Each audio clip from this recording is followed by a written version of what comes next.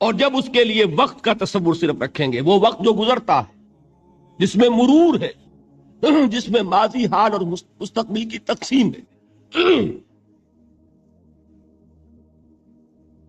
تو وہ وقت جو ہے سیریل ٹائم جسے کہا جاتا ہے انگریزی میں، زمانے جاری یہ عربی میں کہیں گے، یہ ہے عصر، گزرنے والا زمانہ، وہ زمانہ جو اس وقت حال ہے، ایک لمحہ ہے حال، اگلے لمحے وہ ماضی ہو گیا، اور اس سے پہلے لمحے وہ مستقبل تھا۔ ہر لمحہ جو ہے وہ گزر رہا ہے کہ میں اپنی تسبیح روز و شب کا شمار کرتا ہوں دانا دانا۔ یہ زمانہ جو ہے گزرتا ہے ماضی، حال اور مستقبل میں، اس کو کہتے ہیں عصر۔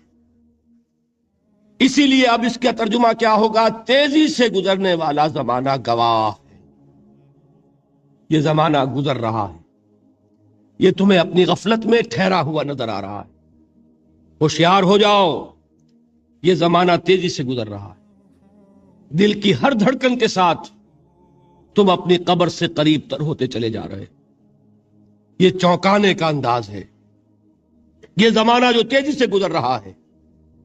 یہ دیکھیے ایک شعر بچپن میں ہم نے پڑھا تھا، اس وقت اس کی کیفیت آپ پر طاری ہوگی۔ غافل تجھے گھڑیال یہ دیتا ہے منادی، گردوں نے گھڑی عمر کی ایک اور گھٹا دی۔ Every minute which is passing, it is bringing you nearer to your grave۔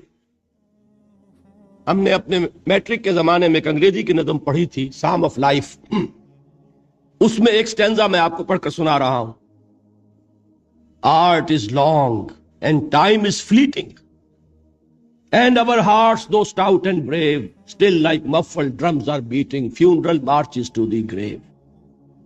یہ آپ کے علم میں ہوگا، جب کوئی فوجی بڑا شخص جو ہے، کوئی جرنیل، اس کا جب انتقال ہو جاتا ہے، اس کی لاش کو لے کر جاتے ہیں، اس کے کفن کو، تو اس کے ساتھ ہی بینڈ بجتا ہے، بینڈ کی ہر جو بیٹ ہے اس کے ساتھ وہ جنازہ قبر سے قریب تر ہو رہا ہے، وہی بیٹنگ آف دی ہارٹ ہے، دل کی ہر دھڑکن کے ساتھ تم اپنی موت سے قریب تر ہو رہے ہو۔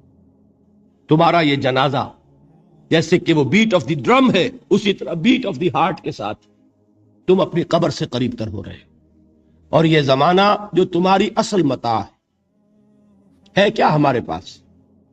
یہ تھوڑی سی مہلت، اسی میں کچھ بنانا ہے، اور یہ مہلت تیزی سے گزر رہی، جیسے برف پگھلتی ہے۔ امام راضی ہی نے یہ بڑی عمدہ بات لکھی ہے کہ والعصر کا مفہوم مجھے اس وقت معلوم ہوا جب وہ کہتے ہیں کہ میں ایک شہر میں داخل ہوا، شام کا وقت تھا، بازار اب ختم ہونے والا تھا، تو ایک برف کا تجارت کرنے والا، برف بیچنے والا چیخ چیخ کر کہہ رہا تھا، لوگوں مجھ سے برف خرید لو، جلدی کرو، اس لیے کہ میری برف پگھلی جا رہی، اس لیے کہ ایک دکاندار تو وہ ہے جس کا سامان رکھا ہوا ہے، وہ دکان بند کرے گا، اگلے دن کھولے گا، پھر وہ سامان موجود ہے، اگر کچھ نہ بکا، نفع نہیں ہوگا، اس کا اصل سرمایہ تو ضائع نہیں ہوگا۔ اگر جوتے کی دکان ہے، جوتے موجود ہیں، سبزی کی دکان ہے، چلیے کچھ باسی ہو جائے گی، کچھ نہ بچی رہے گی، کریانے کی دکان ہے، سامان موجود ہوگا، لیکن یہ برف کا تاجر جو ہے، اس کا برف اگر پگھل گیا تو اصل زر گیا، سرمایہ ختم ہوا۔ انسان کی مثال اس برف کے تاجر کی سی ہے کہ ہر لمحہ وہ برف پگھل رہا ہے، وقت ختم ہو رہا ہے، اور انسان اپنی منزل سے قریب تر ہو رہا ہے۔ اگر اس میں اس نے کچھ بنا لیا تو کامیابی ہے، اور اگر یہ وقت گزر گیا تو پھر تباہی اور بربادی۔ یہ ہے انداز تیزی سے گزرنے والا زمانہ۔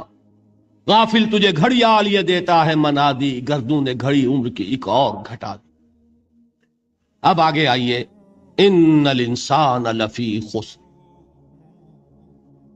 الانسان، یہ لام اس کو کہتے ہیں لام تعریف، اور اس میں بہت سے مفہوم پیدا ہوتے ہیں، اس وقت مجھے زیادہ تفصیل میں نہیں جانا۔ یہاں مراد ہے تمام انسان، یہ لام حصر ہے۔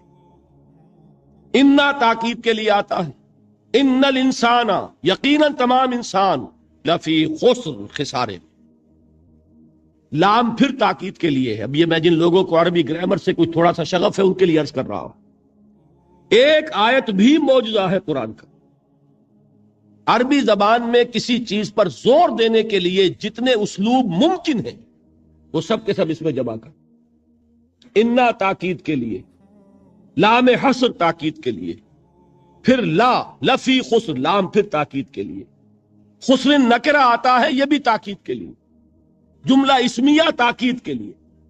جتنے بھی امکانات ہیں عربی زبان میں زور دینے کے کسی چیز پر، وہ سب کے سب اس ایک جملے میں جمع کر دیے گئے، ان الانسان لفی خسر۔